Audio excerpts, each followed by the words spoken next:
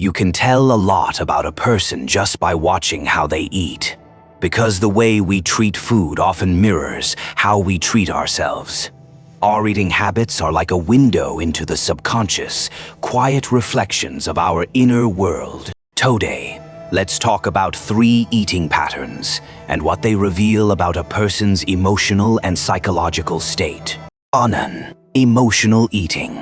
When food becomes comfort, if you often come home after a long day and find yourself ordering way too much takeout, if you keep snacking even when you're already full, or if you can't stop eating even when your stomach says enough, that's not just hunger, that's emotional eating.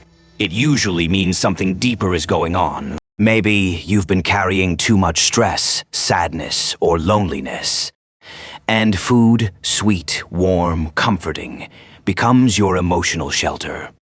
In psychology, there's a concept called regression. It happens when we face frustration or pain we can't handle, so we unconsciously slip back into a childlike state, a time when eating could instantly bring comfort. As kids, food was one of the simplest ways to feel safe and loved. So when adulthood becomes overwhelming, work pressure, heartbreak, disappointment, we return to the one thing that always made us feel okay, eating. But that relief is temporary, because what we're really hungry for isn't food, it's peace too. Saving the best bite for last now. Let's talk about another type of eater. The save the best for last type. Maybe you always eat the edges of the strawberry first, saving the sweetest part for the end, or you finish your meal with your favorite dish as if rewarding yourself. It sounds harmless, right? But psychologically, it can hint at something deeper, a lack of emotional safety. People who always delay gratification often grew up feeling they didn't deserve the good things right away. They subconsciously believe that joy has to be earned, that they must first endure, prove, or wait. This habit can reflect self-suppression and low self-worth. It's as if you're telling yourself, I can't enjoy it yet, not now, maybe later when I've done enough. But that mindset keeps you living in quiet restraint. Always cautious, always waiting for the right moment, a moment that rarely comes.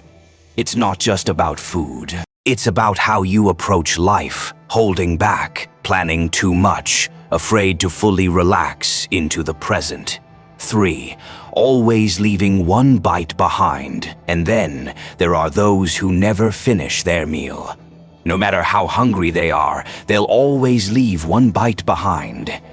A bit of rice in the bowl, a sip of coffee at the bottom of the cup. At first, it seems like just a habit, but psychologically, it's tied to control. In his book The Body Keeps the Score, psychiatrist Bessel van der Kolk talks about how trauma often manifests in the body. For some, being forced to eat as a child, when they didn't want to, becomes a deeply rooted wound. As adults, leaving food behind becomes a silent act of resistance, a way to reclaim control that was once taken away. If you often feel trapped by work, relationships, or expectations, this pattern may surface even more. Leaving a bite is your subconscious saying, this small thing at least is mine to decide. Final reflection, so yes, the way you eat can say more about your emotional life than you think. When you're at peace, your relationship with food feels natural, not forced, not restricted. You eat with awareness, not escape. But when your inner world is in chaos, food can become a coping mechanism, a way to soothe, avoid, or reclaim what's been lost. As friends once said, it's just food. It's not love. Don't use food to fill emotional emptiness. Face what's really hurting instead. Because only when you make peace with your emotions can you truly reconnect with yourself and with life.